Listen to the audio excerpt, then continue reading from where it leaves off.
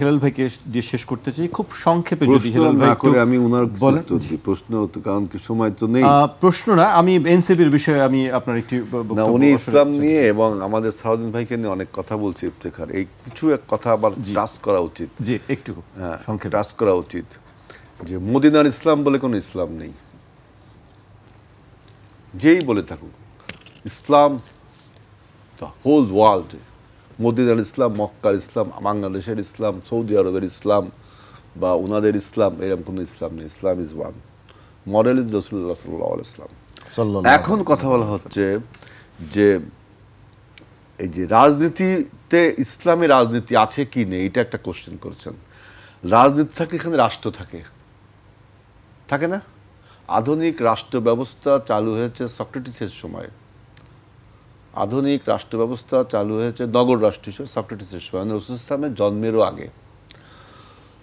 এখন ইসলামে রাষ্ট্রের কোনো ধারণা আছে কিনা, আমি বহু টক শোতে, বহু আলোচনায়, আমি অনেক ইসলামিক আলোচনায় আমি যাই, সেখানে আমি প্রশ্নগুলো যে ইসলাম কোনো রাষ্ট্রের ধারণা আছে কিনা। কারণ ইসলাম উম্মাহ গঠন করে, কমিউনিটি গঠন করে, তার লক্ষ্য অননেস অফ গড, মনোথিজম যেটাকে বলে, যে এক আল্লাহর প্রতি একটা উম্মাহ গঠন করে। ইসলামে রাষ্ট্রের কোনো ধারণা নেই। যদি থাকে রাষ্ট্রের, তাহলে ইসলামকে আপনি খণ্ডিত করছেন, কারণ রাষ্ট্রের কিন্তু একটা বাউন্ডারি থাকে, তাই না? ইসলাম কি কোনো বাউন্ডারির মধ্যে আটকে রাখতে পারেন? ইসলামের কোনো বাউন্ডারি আছে? No, no boundaries. All over the world, all across the, not only global, whole universe ইসলাম চালু থাকবে।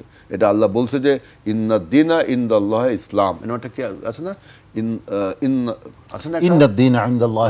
ইসলাম আল্লাহর মনোনীত ধর্ম ইসলাম, এটা অন্য একটা আলোচনা। এখন শরিয়া আইনের কথা বলছেন, শরিয়া আইন মানবে কারা? ওই উম্মার লোকজন, উম্মার লোকজন মানবে। আমি আপনি যে উম্মা গঠন করছি, যে ব্রাদারহুড গঠন করছি, এই উম্মার লোকজন শরিয়া আইন মানে, উনি বললেন না যে বাথরুম থেকে শুরু করে পৃথিবীর সমস্ত যাবতীয় কার্য, complete code of life, complete code of life ইসলাম, অর্থাৎ সব কিছু আছে। সেই আইনটা মানবে কে? মানবে ওই যে মনোথিজমে যারা বিশ্বাস করে, অর্থাৎ যে উম্মাহ আমরা গঠন করব তারা। এখন একটা রাষ্ট্রে আপনার শুধু মদিনা, যদি আমি রাষ্ট্র মনে করি না, ওটা মদিনার একটা চার্টার ছিল, যে এটা আমার ব্যাখ্যা, আমি কিন্তু কারোর সাথে দ্বিমত করছি না, যেটা চার্টার ছিল সেখানে বেধর্মী এবং ধর্মীয় লোকজন বিশ্বাস অবশ্যই কীভাবে অবস্থান করবে। এইরকম আমাদের রাষ্ট্রে বিভিন্ন ধর্মের লোকজন থাকে, সবাই যে এক আল্লাহ বিশ্বাস করবে বা এক আল্লাহ বিশ্বাস করলেও তার পদ্ধতি, যেমন ধর্ম মানে ইসলাম না, ধর্ম মানে আপনার হিন্দু না, মানে সনাতন না, ধর্ম মানে খ্রিস্টান না, ধর্ম মানে আমি মনে করি আল্লাহ। আসলে এই বিতর্ক আলোচনা চলতে থাকবে, শেষ করতে হয়তো দীর্ঘ সময় নিয়ে এটা নিয়ে আলোচনা করব ভবিষ্যতে। তারিক ভাই, আপনি বলতে যাচ্ছিলেন বোধহয়, খুব সংক্ষেপে একটু। সংক্ষেপে হচ্ছে ইসলামের রাষ্ট্রের ধারণা আছে, কারণ ইসলামে এমন কিছু বিধান আছে যেগুলি রাষ্ট্র প্রতিষ্ঠা ছাড়া এই বিধানগুলি